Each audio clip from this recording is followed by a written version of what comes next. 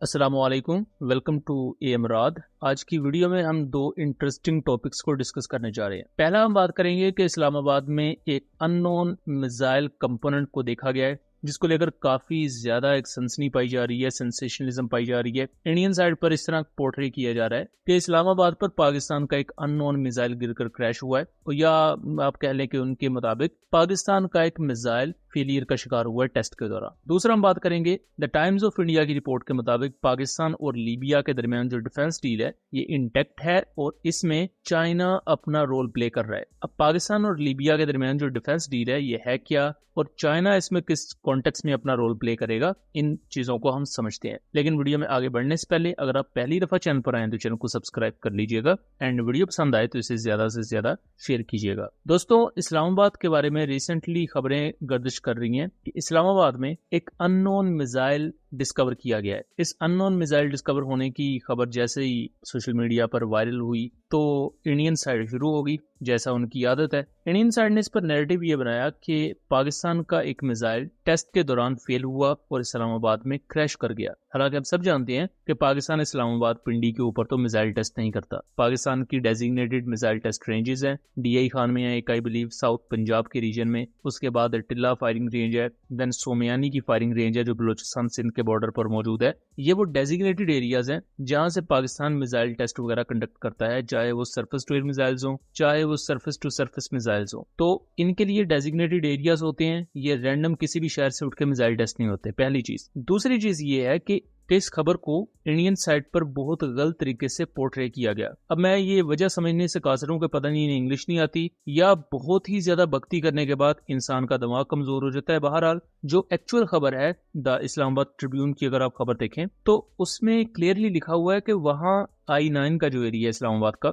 वहां खुदाई की जा रही थी। खुदाई के दौरान ये मिसाइल लाइक प्रोजेक्टाइल मिला है। इसकी अभी कंफर्मेशन नहीं है कि ये कोई रॉकेट है या क्या है। बहरहाल बहुत से लोग इसे ओजडी कैंप वाकये से जोड़े हैं जो 1988 में हुआ था। 10 अप्रैल 1988 में ओजडी कैंप जो है पिंडी में मौजूद, यहाँ जो एमुनिशन स्टोरेज थी उसमें बहुत बड़े ब्लास्ट हुए। एमुनिशन स्टोरेज में जो एमुनिशन था वो ब्लास्ट कर गया और जो रॉकेट्स, मिसाइल, आर्टिलरी शेल्स थे वो कई किलोमीटर फैल गए, मुख्तलिफ एरियाज पर घरों में जाके गिरे, कई व्हीकल्स डिस्ट्रॉय हो गई थी। इस अफसोसनाक वाक़े में 93 लोग शहीद हुए थे, 1000 के करीब लोग जख्मी हुए थे और इसके बारे में मुख्तलिफ थ्योरीज है जो आज तक डिस्कस की जाती हैं। उस वक्त US और पाकिस्तान की एक जॉइंट असेसमेंट कमेटी थी जिसने ये क्लेम किया कि ये एक एक्सीडेंटल फायर की वजह से ओजडी कैंप में ये ब्लास्ट हुए जिसकी वजह से पूरा एमुनिशन डिपो डिस्ट्रॉय हो गया। जबकि कुछ ऑफिशियल्स के मुताबिक यहाँ सैबोटाज का जो एंगल है उसे भी निगेट नहीं किया जा सकता। ये हो सकता है किसी फॉरेन एजेंसी की साजिश हो जिसकी वजह से ओजडी कैंप पर यह सैबोटाज का ऑपरेशन किया गया जिसकी वजह से ओजडी कैंप में ये ब्लास्ट वगैरह हुए। तो पॉसिबिलिटी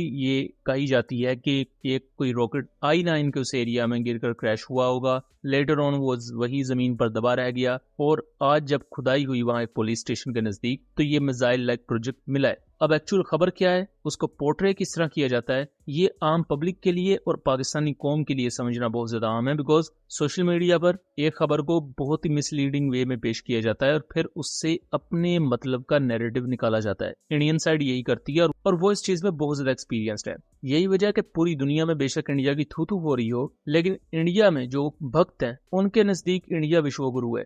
मेरे नजदीक मीडिया वॉरफेयर के मामले में इंडिया का एक सुपीरियर एज भी दिखाता है बहरहाल कि वो जिस तरह प्रोपेगेंडा को कंट्रोल करते हैं और जिस तरह नैरेटिव को कंट्रोल करते हैं। सो बहरहाल इस चीज को आगे ज्यादा से ज्यादा फैलाएं ताकि हकीकत लोगों तक पहुंच सके। दूसरा अगर हम बात कर लें तो हम सब जानते हैं कि पाकिस्तान और लीबिया के दरमियान दिसंबर 2025 में जब पाकिस्तानी आर्मी चीफ ने लीबिया का दौरा किया तो एक डिफेंस डील को डिस्कस किया गया पाकिस्तान और लीबिया के दरमियान। ये डिफेंस डील थी अराउंड $4 बिलियन की, जिसमें लीबिया पाकिस्तान से GF-17 थंडर एयरक्राफ्ट चाहता है, K-8 Karakoram eagle trainer aircraft चाहता है, हैदर टैंक्स चाहता है, अनमैन्ड एरियल सिस्टम्स चाहता है, रॉकेट सिस्टम्स चाहता है। मतलब A to Z बहुत लंबा इक्विपमेंट है जो लीबिया खरीदना चाहता है पाकिस्तान से। लेकिन लीबिया के तो दो हिस्से हैं। 2011 में जब से कदाफी की गवर्नमेंट गई तब से लीबिया में सिविल वॉर चल रही है। लीबिया का जो ईस्टर्न साइड है, ज्यादातर मोर देन 60% जो लीबिया का हिस्सा है वो हफ्तर ग्रुप के अंडर है, जिसकी हुकूमत को कहा जाता है government of national stability GNS। और उसके मुकाबले में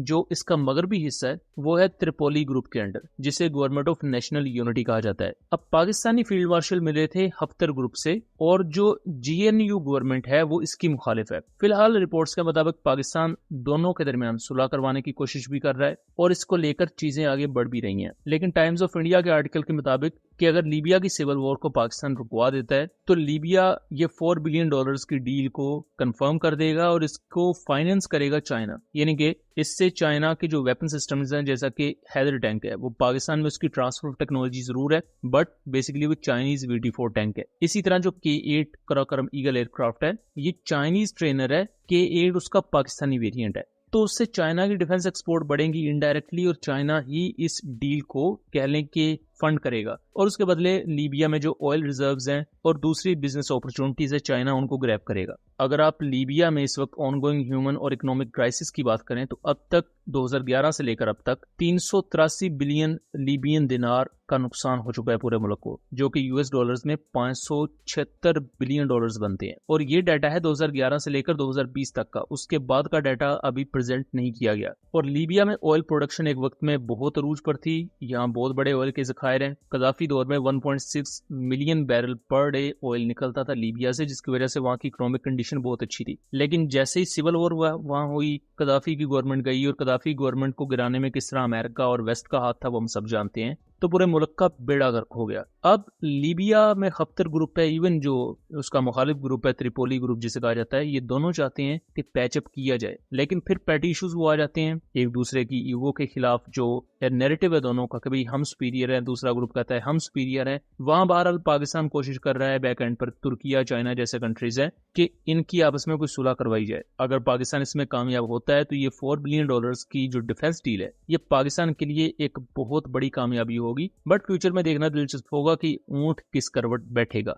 सो दोस्तों, ये था एक एनालिसिस। उम्मीद करता हूँ चीजें क्लियर रही होंगी। वीडियो पसंद आई हो तो इसे ज्यादा से ज्यादा शेयर कीजिएगा ताकि इस तरह की मजीद इन्फॉर्मेटिव वीडियोस हम आपके लिए लेकर आ सकें। मिलेंगे अगली वीडियो में, तब तक के लिए अल्लाह हाफिज।